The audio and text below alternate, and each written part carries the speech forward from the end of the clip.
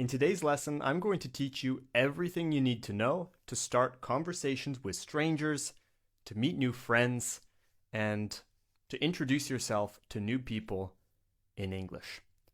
It doesn't matter if you're a beginner, intermediate, or advanced student, there will be something for you in this lesson, so make sure to watch until the end.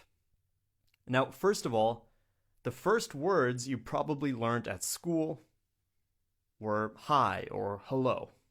And I'm not going to talk about those words today. Instead, I want to give you some very common alternatives that native speakers use in everyday conversation. Firstly, instead of saying hi, you could say, hey, okay, what's up? How are you doing? How's it going? And if you want to be even more informal, you could say, yo. That's common amongst Americans. Or you could say, sup, which is obviously short for what's up.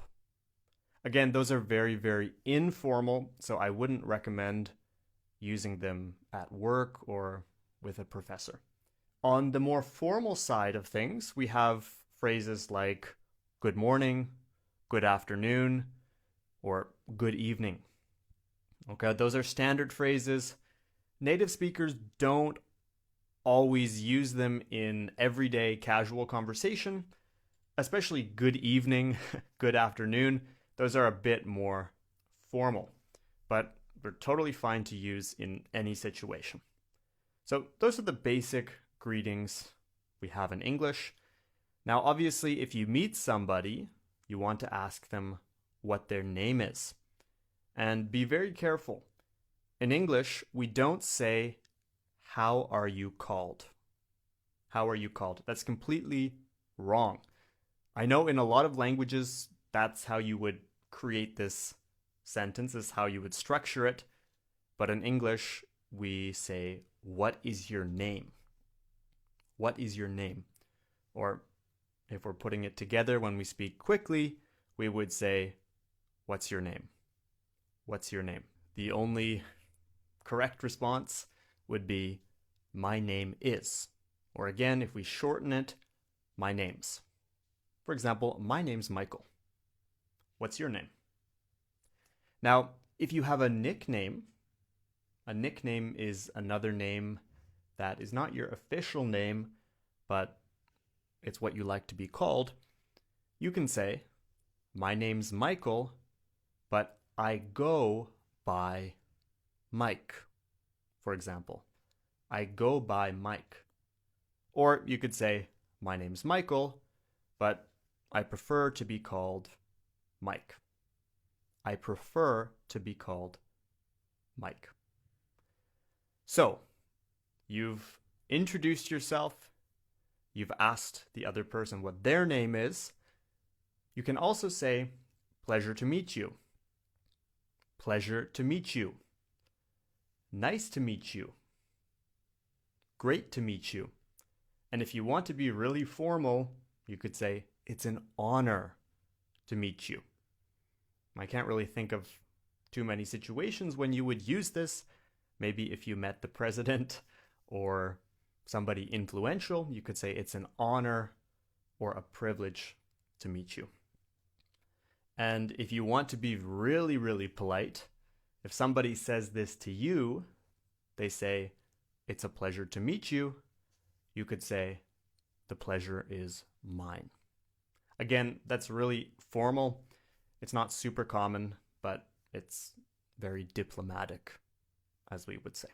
Of course, you can ask the question, where are you from? Or where are you originally from?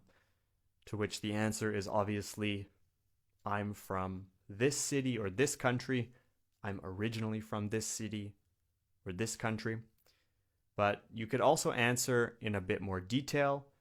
You could say, I was born in, or I'm originally from such and such city, but I grew up in a different place, or I lived for several years in another place, and I have been living here for 3 months, 6 months, 1 year, whatever. Now, I have been living here is the present perfect continuous, okay?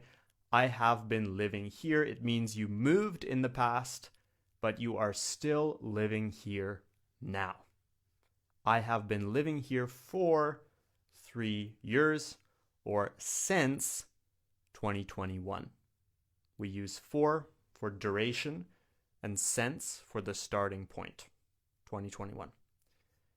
Of course, if you want to ask somebody why they're here in this specific place, maybe that's a city, a country, or just the meeting, the event, or the party, you could say, what brings you here? What brings you here? And to answer that question, you could say, I'm here because I know the host, because I'm studying, because I'm working, etc., etc., etc. We have this phenomenon in English. I'm sure it exists in other languages too. It's called small talk. Small talk. Now, a lot of native speakers hate small talk. I don't like it too much either, but we just accept it because it's so important to meet new people. You have to be good at small talk. Small talk is just casual conversation. It's not too deep. It's not too heavy. It's quite basic. It's maybe talking about the weather, talking about what's happening around you in the situation. We use small talk to break the ice. To break the ice, that means to get into a deeper conversation or to get to know somebody a bit better. Now, a classic small talk example would be talking about the weather. For example, you could comment on what's happening outside. You could say, it's a lovely day today, isn't it? Or it's a miserable day today, isn't it? That's a very natural way of talking about the weather. You could say, we've had great weather lately, or we've not had great weather lately. Now, you can talk about the weather if you want, but as I said, maybe you want to be a bit more personal. So you can ask some questions about the other person's life. Now, one common question that a lot of people like to ask is, what do you do for work? Or what do you do for a living? Be careful. We don't say, what's your job? It doesn't sound natural. We say, what do you do for work? Or what do you do for a living? I say you have to be careful with this question because in some places and in some communities, it's considered rude.